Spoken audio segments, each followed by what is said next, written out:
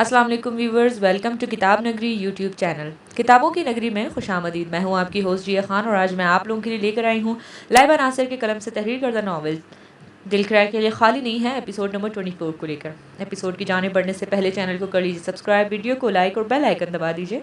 अब बढ़ते हैं आज के एपिसोड की जानिब। ये नावल आप किताब नगरी यूट्यूब चैनल पर देख रहे हैं। आसमान पर तारों की एक दुनिया बसी थी। रात का अंधेरा भी आज दिलकश था, रोशन, हसीन और पुरकशिश। कुछ देर पहले ही अफजल मलिक इसे इसके कमरे तक छोड़ कर गए थे। इसके कमरे में वो कभी नहीं आए थे। ब्लैक और ब्राउन को कॉम्बिनेशन में सेट वो कमरा अपने मकीन की नफासत पसंद तबीयत का मुंह बोलता सबूत था। इसके कमरे में फर्नीचर ज़्यादा नहीं थे। जहाजी साइड पलंग, वार्डरोब और ड्रेसिंग के अलावा बेड के साइड टेबल। वो कमरा सादा मगर खूबसूरत था। वो हैरानी से साइड टेबल पर रखे अपनी तस्वीर की जानिब बढ़ी। वो इसकी तस्वीर थी। इब्राहिम के कमरे में अपनी तस्वीर की मौजूदगी इसे हैरत में मुब्तला कर रही थी। इर्द गिर्द घूम कर पूरे कमरे का जायजा ले रही थी। कमरे के अंदर दाखिल होते इब्राहिम ने मुस्कुराकर इसे कमरे में इसकी मौजूदगी देखी। पूरे हक से अपने कमरे में घूमती वो कितनी हसीन लग रही थी इसे। परिस्तान का अक्स था या इससे कहीं खूबसूरत। दीद से बावजूद दिल की हकायतें जो मोहब्बत की दलीलें बनकर उफक से टकराई थी, वो इससे नमूदार होने वाली रोशनी में मोहब्बत तलाश कर रहा था। दिल ने हकायतें बदल दी थी। बेला इब्राहिम मलिक। इसकी आवाज़ पर वो इसकी जानिब घूमी। वो आंखों में मोहब्बतों का जहाँ जहाँ आबाद किए इसे तक रहा था। दुल्हन के रूप में पोर पोर सजी वो इसका जब्त आजमा रही थी। वो खामोश थी। आप जब सामने होती हैं तो लफ्ज़ चुप और दिल साकिन बिल्कुल अच्छे नहीं लगते। आप खुदारा रहम कीजिए, लबों की जंबिश से लफ्ज़ों की माला बुनकर दिल की धड़कन से साज बनाइए, ताकि लब और दिल मिलकर एक सुर ताल कायम कर सकें, जिससे तुम्हारी मेरी धुन तरतीब पाकर अमर हो सके। मोहब्बत पाश नज़रों से इसकी जानिब देखता वो मखमूर लहजे में बोल रहा था, मुझसे ये फिल्मी बातें नहीं किया करें, ज़्यादा खुश फहम होने की ज़रूरत नहीं है। वो खजल सी होकर कहती इसके पास से गुजरने लगी थी। वो शानों से इसे थामता अपने मुकाबिल खड़ा कर चुका था। अब से आपके जब भी करीब आऊँगा आपके मुकम्मल होशो हवास में आऊँगा। एक बार की गलती की सज़ा आप आज तक मुझे दे रही हैं।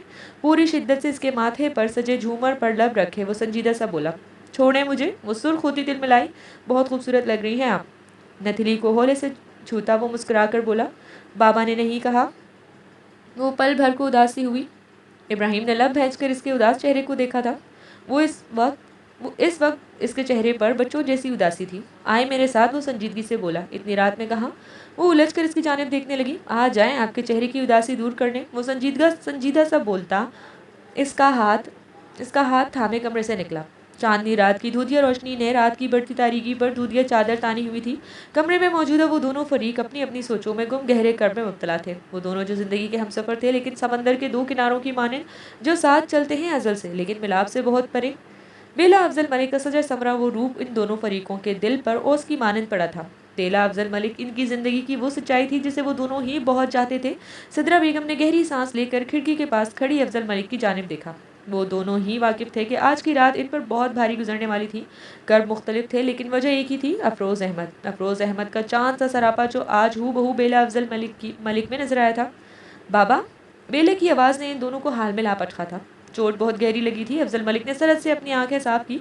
बाबा की जान मेरी चिड़िया, यहाँ क्या कर रहा है मेरा बच्चा। वो मुस्कुराते हुए इसकी जानिब घूमे। सिद्रा ने हसरत से इनकी मुस्कुराहट देखी। दूसरी नज़र दरवाजे पर खड़ी दुल्हन बनी बेला की जानिब डाली।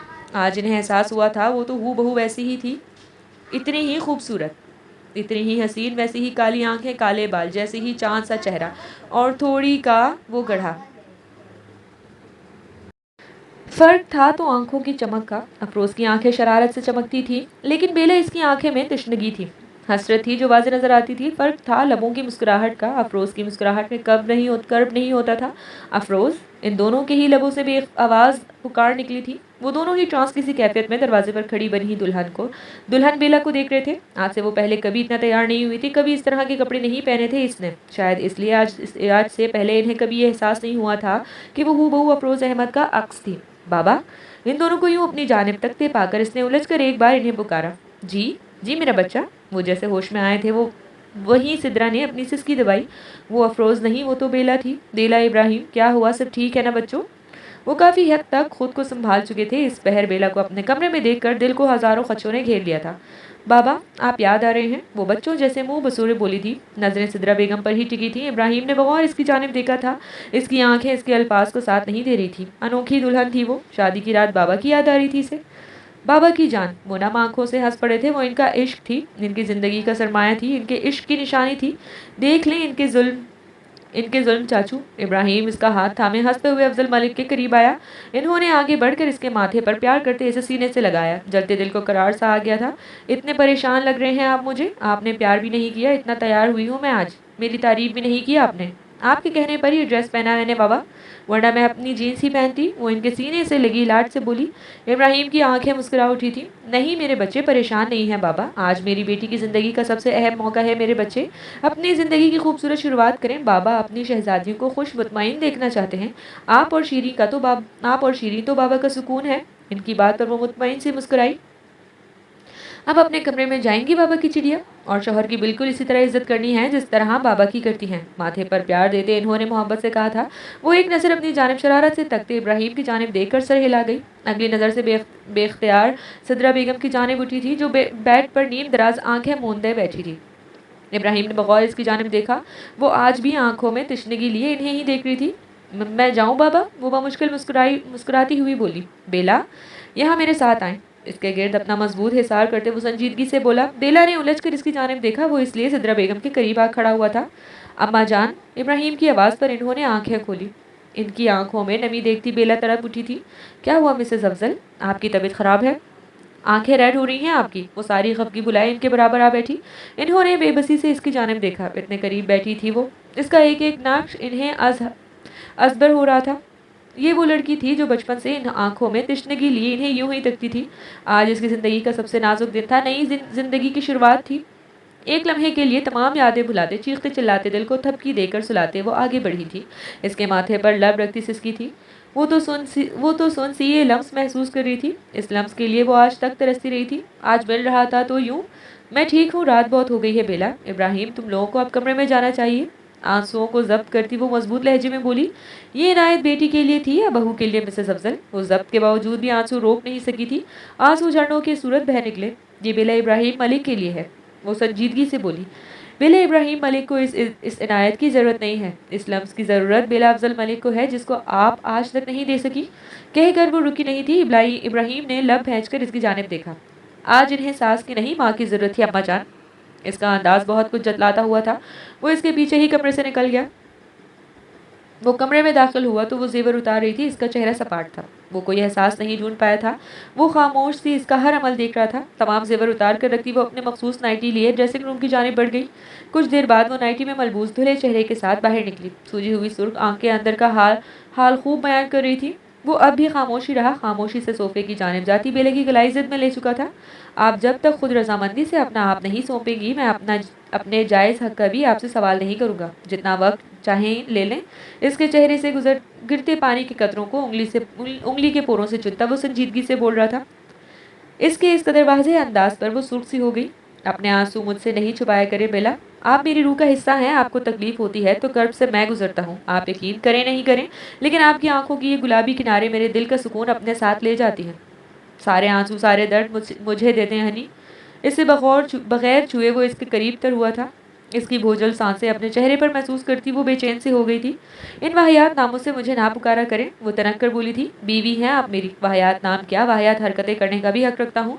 बंदा शरीफ हूँ, आपकी इजाज़त के बगैर करीब कम ही आता हूँ। वो निचला लब दबाए मुस्कुराया। इंतहाई वाहियात इंसान हैं आप, सस्ते तरीन आला दर्जे के ठरकी। इसकी मुस्कुराहट पर आंखें छोटी किए गुस्से से घूरती वो पूरी ताकत से अपना सर इसके थोड़ी पर मारती हुई बोली थी। इसका कद इसके सीने तक ही आता था।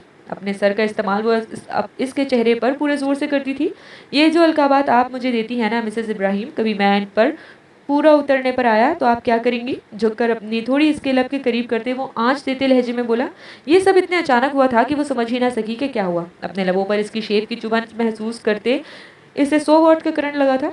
सस्ते हीरो, वाहियात इंसान, जहन्नुम में जाएं। वो इसे 4 हर्फ बेचती बेड पर लेटी चादर सर तक तान गई। वो इसे इस हरकत की उम्मीद नहीं कर रही थी। वो लबों पर अब भी चुभन सी महसूस हो रही थी।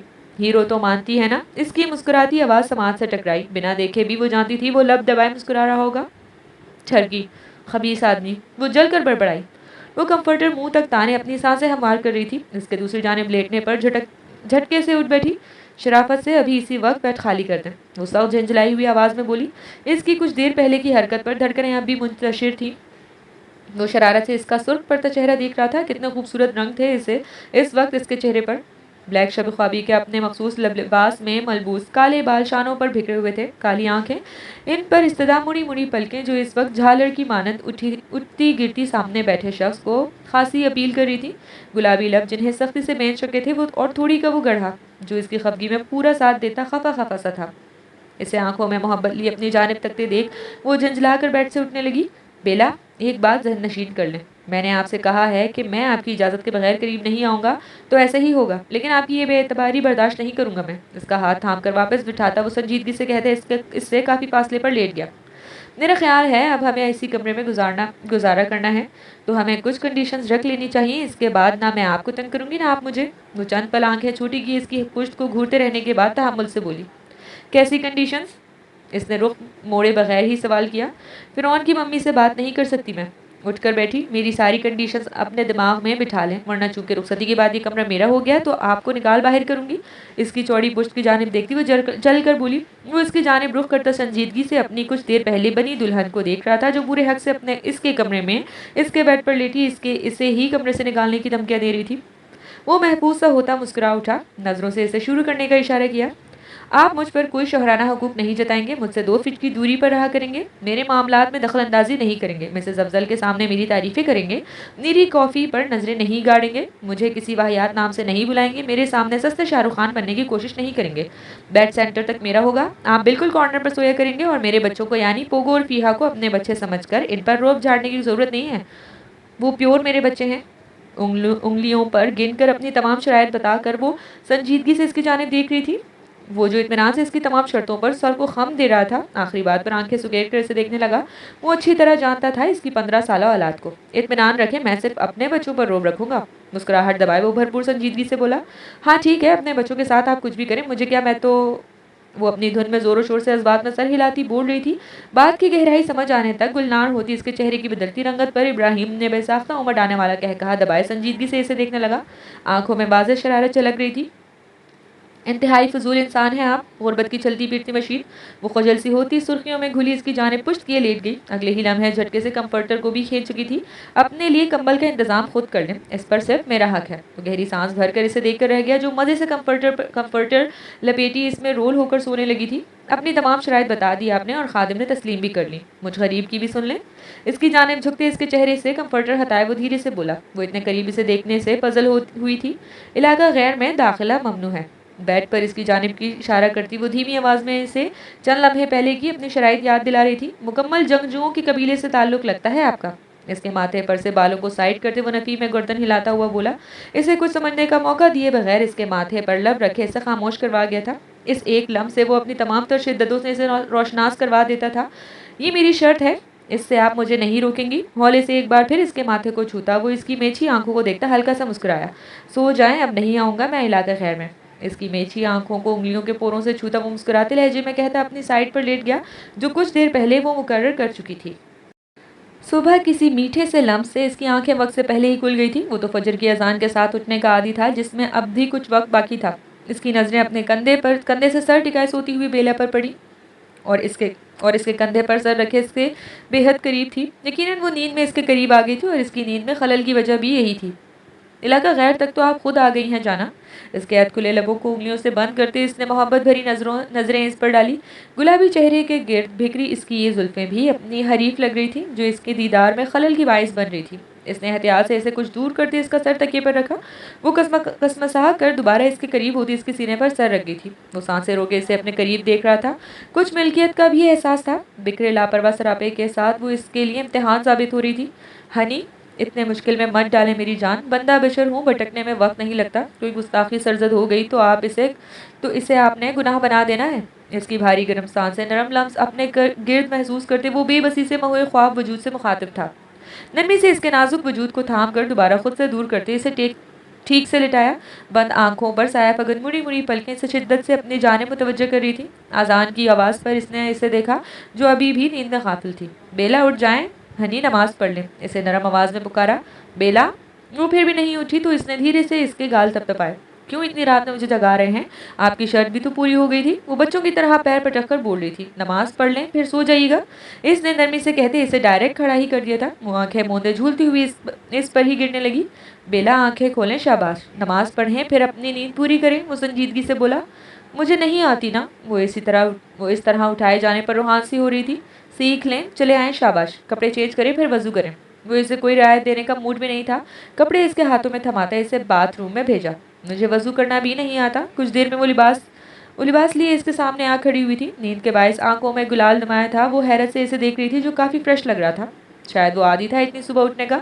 आ जाए, मुझे देखकर करती जाए। कोई दुपट्टा तो था नहीं इसके पास। अपनी चादर इसको पहना कर वो इसलिए अंदर की जाने पड़ा। वो इसे देख देख कर मुकम्मल वजू कर रही थी। चले, अब मेरे साथ अल्फाज दोहराती जाएं, बाद में सब याद कर लीजिएगा। अपने पीछे इसके लिए जाए नमाज बिछाकर इसे बुनियादी फ़र्क समझाते इसने शुरू करने का इशारा किया। वो धीमी आवाज़ में धीरे धीरे इत्मीनान से पढ़ रहा था। वो इसके पीछे इसके अल्फाज दोहरा रही थी। गिलास विंडो से नजर आता वो नारियल का पेड़, इसकी शाखें झूमती जा रही थी। फिजाएं महकी महकी लग रही थी, हवाएं गुनगुना रही थी। वो इसकी अमामत में नमाज अदा कर रही थी। नमाज अदा करके वो इसकी जानिब देखने लगा। कितना पुरसुकून था वो। एक तमानियत का एहसास था इसके चेहरे पर। दुआ करके हाथ चेहरे पर फेरता वो इसकी जानिब रुख किए हौले से मुस्कुराया। वो मुस्कुरा भी नहीं सकी। वो इसके करीब होता अपनी चादर में छुपी अपनी इसकी पेशानी पर लब रखे कुछ पढ़ रहा था। इसे इस हरकत इसके लब हरकत करते मालूम हो रहे थे। इसे समय इसे कोई सहर सा लगा। वो इसके इर्द गिर्द अपनी सहर का तलस्सुम बांध रहा था। वो चाह कर भी इसे दूर नहीं कर पा रही थी। वो इसे बेबस कर रहा था। वो इसे अपने सहर में जकड़ रहा था। अपनी चादर इसके वजूद से हटाकर अपने कंधों पर डालता वो इसे अपनी दूसरी चादर पहना रहा था। गोया दूसरी चादर में भी इसकी खुशबू बसाना चाहता था। वो आंखों में हैरत लिए इसे तक रही थी। कोई किसी की खुशबू का इतना भी दीवाना होता है क्या? इब्राहिम मलिक तो इसकी खुशबू से भी इश्क करता था। मिलते हैं जहाँ में कहीं इतना चाहने वाले, इस कदर इश्क में डूबे लोग। इसका रूम रूम चीख कर इसे इब्राहिम मलिक के इश्क की सदाकत का यकीन दिला रहा था। मैं मोहब्बत में शिद्दत का कायल हूँ। आपकी सांस से सांस तक का ख्याल रखने के से ही करता हूँ। आप हंसे तो आपकी हंसी का सदका फ़र्ज कर लेता हूँ। आप बहुई गुफ्तगू हो तो आपके कलम का सदका देता हूँ। आप आंखें भिगोएं तो मेरी जान पर बन जाती है। आप बोलते बोलते चुप कर जाएं तो इसकी चुभी से खाइफ हो जाता हूँ। आप घर से बाहर निकले तो मेरे हाथ दुआ के लिए मेरे होंठ आयतें पढ़कर फूंकने लगते हैं। वो तो अभी इसके अमल के सहर से ही नहीं निकल रही थी। वो तलफ्ज़ों का तलस्सुम फूंक रहा था। आप मोहब्बत नहीं है बेला, आप इश्क हैं इब्राहिम मलिक की। आप सामने होती हैं ना तो मैं पल के भी कम झपकता हूँ। मुझे डर होता है कि आपको देखने के किसी लम्हे से महरूम ना रह जाऊँ। वो मजीद भी बोल रहा था, इसी तरह इसकी पेशानी से लब टकराए। वो सुन होते दिमाग के साथ इसी तरह साकित सी खड़ी थी। ये पहन ले प्लीज़। सोने की बारीक चेन जिसमें जमर्द के कुछ पत्थर जड़े थे। वो हरे पत्थर का एक पेंडेंट था। ये पत्थर किस कदर बेशकीमत था इस वक्त बेला इब्राहिम मलिक को अंदाज़ा ही नहीं था। वो तो जानती ही नहीं थी कि इस गुर्बत की चलती फिरती मशीन के पीछे कितने लोग भागते थे, कितने लोग इसके इशारे पर क्या कुछ करने पर तैयार होते थे। वो खामोश रही। वो अभी इजाज़त तलब नज़रों से इसे देख रहा था। हाँ, इसकी इजाज़त के बगैर वो कैसे पहना सकता था? इसे तो ये उम्मीद भी नहीं थी कि वो ये हक इसे देगी। बेला ने खामोशी से चादर अपनी गर्दन से सरकाई थी। वो खुशगवार हैरत से इसे देखने लगा था। सर को खम देते नमी से इसके बाल आगे करते वो चेन इसकी गर्दन की जीनत बना गया। दूधिया गर्दन पर झूलता वो हरे पत्थर का पेंडेंट अलग सी खुमारी पैदा कर रहा था। मैं इसे छू लूं? इब्राहिम ने ट्रांस किसी कैफियत में इजाज़त तलब की। वो न समझी से इसे देखती इस बात में सर हिला गई। होश तो आया जब इसके लम्स की तपिश अपनी गर्दन पर महसूस हुई। वो चेन को छूने की बात नहीं कर रहा था। वो झटके से पीछे हुई, सुर्ख चेहरा लिए चादर से जल्दी से अपनी गर्दन छुपा गई। वो इसकी हरकत पर खजल सा होता नजरें चुरा गया। मैंने इजाज़त मांगी थी, वो धीरे से बोला। मैंने आपको ठड़क करने की इजाज़त नहीं दी थी, इस लॉकेट को देखने की इजाज़त दी थी। वो खफगी से बोली। फिर अचानक ही गुस्से से इसकी जानिब आई। इसके कुछ समझने से दोनों हाथों से इसके गाल पर नाखून गाड़ती पूरी ताकत से अपना सर इसकी थोड़ी पर मार दी।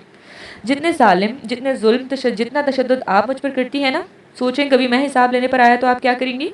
अपनी थोड़ी सहलाते वो गंभीर लहजे में बोला, मैं आपका कत्ल कर दूंगी। वो इसकी आंखों में देखती इत्मीनान से बोली। वो गहरी सांस भरकर इसे देखने लगा। इस लड़की को बेवा होने का कोई दुख नहीं होगा। वो खुद ही हंस पड़ा था। ये नावल आप किताब नगरी यूट्यूब चैनल पर देख रहे हैं। रात की तारीकी अब सुबह की लो देती हुई तपिश को घेर लाई थी। खिड़की के दरजों से अंदर आती रोशनी इसकी नींद में खलल का बायस बनी। हल्का सा कसमसा कर इसने अपनी आंखें खोली। वो बेड पर मौजूद नहीं थी, मतलब इसके उठने से पहले ही वो कमरे से निकल चुकी थी। शीरी वो गहरी सांस भरकर उठा था। निकाह के बाद तो वो मजीद दूर हो गई थी। पहले कम अज़ कम साथ बैठती थी, इसके साथ काफ़ी अटैच भी थी, लेकिन अब इनके दरमियान एक बेनाम से झिझक आ गई थी। वो जितना इससे झिझक को ख़त्म करने की कोशिश कर रहा था, वो इतनी ही दूर इससे सहमने लगी थी। सोफे पर इसके कपड़े रखे हुए थे, व्हाइट शर्ट के साथ ब्लैक ड्रेस पैंट, साथ टाई भी मौजूद थी, यानी वो इसके लिए कपड़े निकाल कर गई थी। टेबल पर वॉलेट, घड़ी, मोबाइल सब मौजूद थे। नहीं थी तो बस कमरे में मौजूद नहीं थी। वो इसकी हरकत पर मुस्कुरा उठा। इसकी बीवी इसके लिए कपड़े निकाल कर गई थी, ये जाने बगैर कि इसका शौहर आज से अपनी ड्यूटी पर ज्वाइनिंग दे रहा है जो इसने अपनी यूनिफॉर्म में देनी थी। इसका रिएक्शन सोचते इसके लबों पर मुस्कुराहट बिखरी। अस्सलाम वालेकुम। नाश्ते की टेबल पर पहुंचते इसने बुलंद आवाज़ में सलाम करने पर इन सब की तवज्जो इसकी जानिब गई। जो पुलिस यूनिफॉर्म की वर्दी में मलबूस इनके सामने खड़ा था। सीएसएस के इम्तिहान पास करने के बाद इसने सिविल सर्विस ज्वाइन की थी। टेबल सेट करती शीरी की नजरें उठी थी। वो बेख्तियार इसे देखने लगी। इसका लंबा कद वर्दी और जूतों में और भी बुलंद लग रहा था। ये नॉवेल आप किताब नगरी यूट्यूब चैनल पर देख रहे हैं। भूरे बाल, भूरी आंखें जो इस वक्त चमक रही थी, वर्जिशी बाजू वर्दी के हाफ स्लीव में वाजे हो रहे थे। वो वाकई बहुत प्यारा लग रहा था। वो छोटे छोटे कदम उठाता इनके मुकाबले आ खड़ा हुआ। सिद्रा बेगम ने बेसाख्ता इसकी बलाएं ली थी। अतहर मलिक ने मुस्कुराते हुए फखर से इसे प्यार करते गले से लगाया। इब्राहिम ने भी गले से लगाकर मुबारकबाद दी थी। वो सब ही वाकिफ थे कि वो आज से ड्यूटी ज्वाइन कर रहा था, सिवाय शीरी के। वो इसे सरप्राइज देना चाहता था। सबसे दुआएं लेता चेयर खिसका कर बैठ गया। वो इससे नज़रअंदाज कर गया था, ना जाने क्यों, लेकिन शीरी का दिल एक पल को डूब सा गया। शीरी, छोड़ो तुम ये सब, जवार को सर्व करो और बेला तुम इब्राहिम को। वो एक साथ ही इन दोनों से मुखातिब हुई थी। शीरी को इन्होंने खासी सख्ती से पुकारा था, जबकि बेला के साथ अंदाज वैसा ही था। हर किस्म के एहसास से आ रही वो निकाह के बाद से नोट कर रही थी। शीरी का जवार को नज़रअंदाज करना इन्हें अच्छा नहीं लगा था। इसकी हालत के पेश नज़र वो इसे काफ़ी लाड से रखती थी। यही वजह थी आज इनका इस तरह पुकारना इसकी आंखें नम कर गया था। जवार का नज़रअंदाज करना और इनका ये अंदाज, वो पलकों को छुपा कर आंसू जब्त करती जवार के बराबर में आ बैठी। क्या लोगे? इसके भराई आवाज़ में पूछने पर जवार को बेख्तियार इस पर प्यार आया, जिसका इजहार वो इस वक्त कतई नहीं कर सकता था। चाय सर्व कर दे प्लीज़, वो नरम लहजे में कहता बगौर इसकी जानिब देख रहा था, जो सर इस बात में हिलाती कब इसे थमा गई। डांटे नहीं इन्हें, समझ जाएंगी आहिस्ता आहिस्ता। शीरी, इस तरह उदास होने की ज़रूरत नहीं है बच्चे। सर झुकाए आंसू जब्त करते देख अफजल मलिक ने नरमी से कहा। सिद्रा भी इसके आंसू देखकर नम पड़ गई थी। जहर मार कर 2 लुकमे लेती वो चाय ठंडी हो गई थी के बहाने करती किचन में आ गई थी। सिंह के आगे खड़ी जब्त की आंसू बहा रही थी। नाश्ते के बाद अफजल मलिक और अतहर मलिक इब्राहिम के साथ ही ऑफिस से करके निकल गए थे। फंक्शंस कल ख़त्म हो गए थे तो आज से सभी अपने मामूल पर आ गए थे। बेला भी सबके मना करने के बावजूद भी आज कैफ़े गई थी। यूँ भी वो आफ्टर शॉक्स मनाने पर यकीन नहीं रखती थी। जो दिन गुजर गए इसकी खुशी और गम भी इसके साथ ही गुजर गए। ये बेला अफजल मलिक का उसूल था। वो सिद्रा बेगम से दुआएं लेता सीधा किचन में ही आया था। इसके तवक्को के मुताबिक वो जोर और शोर से आंसू बहा रही थी। ये नॉवेल आप किताब नगरी यूट्यूब चैनल पर पढ़ रहे हैं। चाय तो उबल उबल कर सूख गई थी। इसने खुद भी ब्लैक जोड़ा पहन रखा था। इसकी शर्ट पर सफ़ेद धागों की उभरी हुई कढ़ाई थी। गले, दामन और आस्तीन पर सफ़ेद मोती जड़े थे। सफ़ेद शिफून का दुपट्टा शानों पर फैलाए, बालों की लंबी चोटी इसकी पुश्त पर झूल रही थी। इसका जायज़ा लेते वो इसके करीब आया। मुबारकबाद भी नहीं देंगी मुझे? नरमी से रुख अपनी जानिब करते वो धीरे से बोला। अचानक इसकी भारी आवाज़ सुनती वो सटपटा कर आंसू साफ करने लगी। मुबारक हो। साथ ही मुबारकबाद गोया इसके मुँह पर मारी गई थी। इतनी ठंडी मुबारकबाद डियर वाइफी। नाक में चमकती नोज पिन को छेड़ते वो हौले से बोला। तुमने मुझे इग्नोर किया? लब चबाती वो धीरे से बोली। बिला आखिर शिकवा लबों पर आ ही गया। जवार ने खुशगवार हैरत से इसकी जानिब देखा तो गोया इसका नज़रअंदाज करने इसने महसूस किया था। इसके लब मुस्कुराहट में दले थे। आप भी तो मेरे साथ नीचे नहीं आई। मैं तो इस वर्दी में सबसे पहले अपनी बीवी के सामने आना चाहता था, अच्छी सी मुबारकबाद वसूल करना चाहता था, लेकिन आप तो मेरे उठने से पहले मेरे खौफ से नीचे आ गई। इसकी नाजुक नाक से अपनी पेशानी टकराते इसके आंसू साफ करते वो मुस्कुराते लहजे में बोला। जावी, वो इतनी कुर्बत पर ही हल्कान सी हो गई थी। मेडिसिन टाइम पर लीजिएगा, 2 दिन बाद आपकी अपॉइंटमेंट है डॉक्टर के पास। वो लब भेज कर इसे देखता संजीदगी से दरवाजे से निकल गया। ये नॉवेल आप किताब नगरी यूट्यूब चैनल पर पढ़ रहे हैं। देखिए, मैं आपको इससे ज़्यादा पैकेज नहीं दे सकती। हमारा अभी स्मॉल स्टार्टअप है। कॉन्ट्रैक्टर्स पर तो अपना हम पूरा रिवेन्यू नहीं लुटा सकते ना। वो अपने सामने बैठा शख्स से मुखातिब थी, जिसकी सीवी इसके सामने मौजूद थी। जिन इदारों से इसने तालीम हासिल की थी, इसकी बुनियाद पर तो इसे बेहतरीन से बेहतरीन 5 स्टार होटल्स में जॉब मिल जाती, एक से बढ़कर एक नौकरी मिलती। पर ये शख्स इसके साथ ही काम करने को क्यों तरजीह दे रहा था, इसकी समझ से बाहर था। मैम, इतना पैकेज ही काफ़ी है। आपके कैफ़े आने वाले साल तक इंशाल्लाह तैयार हो जाएगा, वो मुअद्दबाना अंदाज में बोला। वो कुछ सोच कर सर हिला गई। इतने कम पैकेज पर इतना अच्छा कॉन्ट्रैक्टर मिल रहा था। डील बुरी तो नहीं थी? आपकी डिग्री जाली तो नहीं? वो मशकूक नज़रों से इसकी जानिब देखती हुई बोली। मैम, वो तो इस सरफिरी लड़की को देखकर रह गया। अब इसे क्या बताता कि पैकेज तो इसे अपनी अहलियत से भी ज़्यादा मिल रहा था। ठीक है, फिर आप कल से काम शुरू कर दें। मैं अपना बजट तो आपको बता चुकी हूँ। आपने इसी बजट में मेरा कैफ़े तैयार करना है, वो संजीदगी से कहती फाइल इसकी जानिब बढ़ा गई। वो भी पेशावराना अंदाज में मुस्कुराते इसके छोटे से ऑफिस से निकला। तौबा, ये लड़की दराब सर की वाइफ है। वो कानों को हाथ लगाता कैफ़े से बाहर निकला। हेलो जी सर, काम हो गया। मैम ने मुझे 20,000 पर मंथ पर रखा है। कैफ़े बनाने के लिए इनका टोटल बजट यही कोई तकरीबन 6 लाख तक का है, लेकिन जो स्ट्रक्चर वो बता रही हैं इस पर कम अज़ कम भी 50 लाख से ज़्यादा लगेंगे। कैफ़े से निकलकर इसने अपने बॉस को कॉल करके तमाम तफसील दी थी। वो इसके कैफ़े के कुछ दूरी पर अपनी गाड़ी में बैठा था। इसके मैनेजर से बात करने के बाद वो ड्राइवर को जाने का हुक्म देता अपनी चादर दुरुस्त करता कैफ़े में दाखिल हुआ। ये नॉवल आप किताब नगरी यूट्यूब चैनल पर पढ़ रहे हैं। सामने ही वो एप्रन पहने तेजी से काउंटर समेट रही थी। दरवाजे से टेक लगाता मुस्कुराता हुआ इसे देखने लगा जो अब काउंटर पर अकाउंटेंट से आज के तमाम स्लिप्स ले रही थी। अकाउंटेंट को फारिग करने के बाद तमाम स्लिप्स को एक फाइल में अटैच करके वो फाइल अपने सामान में रखती पीहा की जानिब एक लिफाफा बढ़ा रही थी। इसके गाल पर प्यार करती वो कुछ मजीद इसके पैसे इसकी मुट्ठी में दबा चुकी थी। वो अब भी शीशे की इस दरवाजे पर खड़ा इसका अमल देख रहा था। इस वक्त इसके चेहरे पर किसी सरबराह जैसी शफकत थी, अंदाज में माओ जैसी नरमी। इब्राहिम को इस वक्त वो बहुत मासूम लगी। सारे टेबल्स पोगो पहले ही साफ करके साइड कर चुका था। अब वो तीनों एक टेबल पर बैठे थे। ये लो बेला, गर्मा गर्म चिकन फईटा, मिर्चें ठोक कर, नमक रोक कर, बिल्कुल जैसा तुम्हें पसंद है। आज तुम ट्राई करो, तुम्हें पसंद आया तो फिर हम इसे भी अपने मेन्यू में शामिल कर देंगे। आहिस्ता आहिस्ता हमें अपना मेन्यू बढ़ाना चाहिए। लोग तुम्हारे कैफ़े को पसंद करते हैं और तुम्हें भी। बेला के आगे चिकन फईटा की डिश रखती अपने अंदाज में अपने खाने की तारीफ करती वो साथ ही किसी से आने की इसे मशवरा भी दे रही थी। वाह, तुम्हारे हाथों में तो जादू है पीहा। ये नॉवल आप किताब नगरी यूट्यूब चैनल पर पढ़ रहे हैं। वो फॉर्क की मदद से एक पीस मुंह में डालती इसे सराह रही थी। वो होले से मुस्कुराई। तुम भी खा लो, सड़ू नहीं। पोगो को खफगी से अपनी जानिब तकते देख वो खुद ही एक पीस उठाकर इसके मुंह में ठोंस चुकी थी। इनकी नोक झोंक से महफूज होती बेला खिलखिलाकर हंस पड़ी। बेला बाजी, ये आपको मुझसे दूर कर रही हैं, वो बुरे मुंह के साथ बामुश्किल बोला। बेला, हम मेन्यू में ऐड कर सकते हैं इसे। बेला के हाथ से एक नवाला खाते इसने इश्तियाक से पूछा। ज़रूर, लेकिन तुम कैफ़े के साथ अपनी स्टडीज़ भी कंटिन्यू करो। पोगो के साथ ही मैट्रिक के इम्तिहान दो। इसके बाद मैं तुम्हारा एडमिशन हेल्थ एंड फूड के किसी कॉलेज में कराऊंगी और कुकिंग क्लासेस भी लेना शुरू करो। फॉर्म लेकर आई हो ना? मैं फिलअप कर देना, मैं सबमिट करवा दूंगी। इतना अच्छा हुनर है तुम्हारे पास, इसे वेस्ट नहीं करो मेरी जान। वो इन दोनों को खिलाती साथ भी खाती संजीदगी से बोली। वो नम आंखों से इसे तकती अगले ही लम्हे इसके गले लगी। बेला के हाथ एकदम साकित हो गए। पोगो भी हैरानी से बेला के गले से लगी पीहा को देख रहा था। बेला की नजरें भी इख्तियार दरवाजे की जानिब उठी। दरवाजे पर खड़ा इब्राहिम भी होश में आया था। वो हैरानी से इसे देखने लगी। इसे तो पता ही नहीं चला वो कब आया था। इसके देख लेने पर भी वो छोटे छोटे कदम उठाता इनकी जानिब आ गया। इसे साकित देखकर इसने आंखों से इशारा किया था। वो इसका इशारा समझती पीहा को साथ लगाए मुस्कुराई। क्या हुआ? काफ़ी देर बाद वो मुस्कुराती हुई खुद से अलग करती पूछी। ये नॉवल आप किताब नगरी यूट्यूब चैनल पर पढ़ रहे हैं। वो आंसू साफ करती सू सू करके बोलती। इसकी आंखें नम कर गई। पोगो ने हैरत से इसकी लड़की की जानिब देखा। जो इजहार 2 सालों में वो नहीं कर सका था वो इस लड़की ने चंद दिनों में कर दिया था। कितनी आसानी से वो बेला को बता चुकी थी। तुम दोनों मेरे बच्चे ही हो। वो मुस्कुरा कर दोनों को देखती हुई बोली। वो दोनों नम आंखों से इस बात में गर्दन हिला रहे थे। इब्राहिम ने फ़ख्र से इसकी जानिब देखा। जो तशनगी इसकी आंखों में हमेशा रहती थी वो इस हसरत में दूसरों को मुब्तला होने से महफूज रख रही थी। इब्राहिम भाई, आप कब आए? इब्राहिम की मौजूदगी पर पोगो ने आंखें सुकेट कर पूछा। जब आप लोग अकेले चिकन फईटा खा रहे थे। वो मुस्कुराता हुआ बेले की प्लेट अपनी जानिब करता इसके बराबर में बैठ चुका था। वो आंखों में खफगी लिए इसे देखती ज़बरदस्ती मुस्कुराई थी। जारी है, अपने तबसरे हमसे ज़रूर शेयर कीजिएगा कमेंट सेक्शन में। मिलते हैं अगले एपिसोड में। अल्लाह हाफिज़।